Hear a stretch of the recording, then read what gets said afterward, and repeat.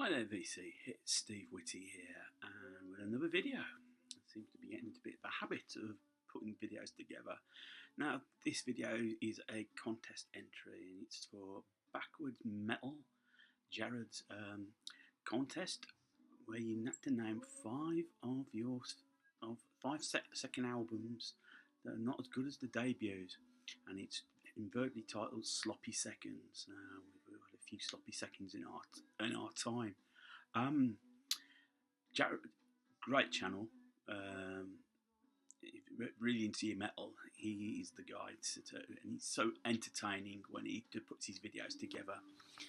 So in the time-honoured fashion, Jered, it's not a shot, it's not alcohol. I've just come in from work, so it's coffee. It's not anything from this particular store.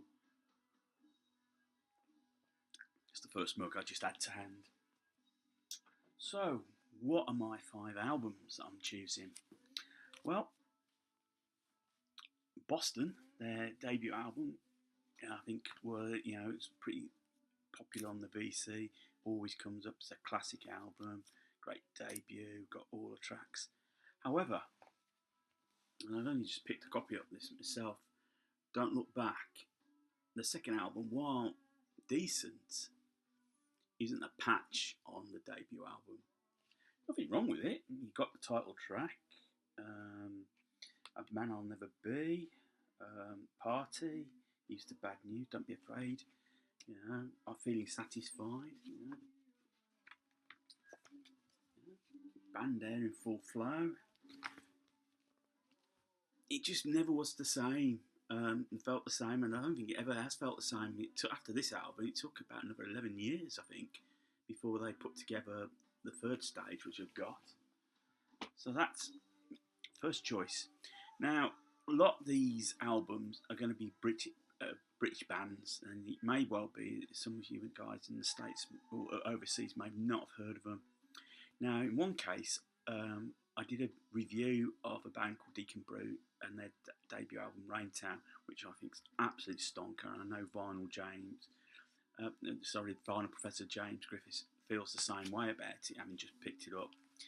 While the second album, which is titled When the World Knows Your Name, it got to #1 in the UK, and it's chock full of hit singles. To my ears, it was never as good as Raintown. It's well crafted, don't get me wrong, and I like it, but it somehow just didn't have that appeal of Raintown. I don't think it had the same sort of grittiness I think Raintown has. I think this is more circumstances had changed. Maybe they'd fallen. Love had hit the air between the singer and Ricky Ross and Lorraine McIntosh, the backing singer. I don't know whether that sort of reflected in the songs. It's not nowhere near as good. Third choice is Communicate by Dire Straits. Debut album, which had Sultans of Swing on it. Was a slow burner in the UK. I think it might have broke first in America more than it did in the UK. And finally, Sultans of Swing broke through around February, March of 1979. But while it was breaking through, in the meantime, the band were recording this Communicate over in the Bahamas, I think, Compass Point Studios, and Jerry Wexler was a co-producer on the album. And while there's not an awful lot of songs, there's some good songs on here. Once Upon a Time in the West, Where Do You Think You're Going, Lady Writer was the single off the album. I think it suffered because it came so soon after the debut album. And in fact, at one stage, I think it wasn't the #1 and #2 albums, or certainly the albums were both in the top 10 in the UK. So, good album, but nowhere near as patchy as the self-titled debut.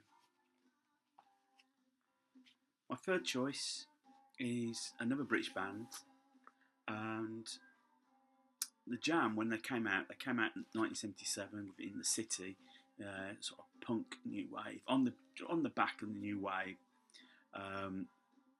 while you would never really consider punk, they were considered more mod revivalist or whatever. It was an exciting album. The second album, This is the Modern World, sort of suffered a little bit. I think Paul Weller, who's the main songwriter, rather ran out of ideas. I think he was in love at the time. I think that had something to do with it. And it's nowhere near a patch on the debut album. You've got it on here, Modern World, which is a single, version of In the Midnight Hour. In Comes the Weekend, like London Traffic, In the Street Today, London Girl. It sort of like reflects sort of London, but I think in a way he lost direction. When it came to the third album, All Mod Cons, it all started to come back. The relationship was over, and I think he also started to see life a little bit more. You know, you have to be fair, at the time, Paul Weller was only 20 when he wrote this album. My final choice in sloppy seconds is Pretenders 2. Pretenders' debut album, first real big album of the 80s, I think. Came out, just full of chops, some great songs on here. This came out in 1981. Repeated the same formula, Chris Thomas on producing. And you've got some great songs, Message of Love, Talk of the Town, which were singles that came out prior to this album coming out. Day After Day is another great song, Louie Louie, and the version of I Go to Sleep. But it never felt quite the same as the debut album. Good album all the same. I'm glad I got it. The CD is actually worth having. Getting CD reissues worth getting hold of, because there's quite a bit of live stuff on there. But sadly, not a patch on the debut album. So, Jered, that's my entry. So well done on getting your second contest going. Look on with envy on that. Keep on producing the videos.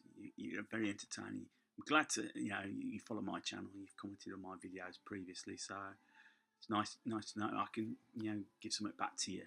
So until the next video, take care everyone. See ya. Bye.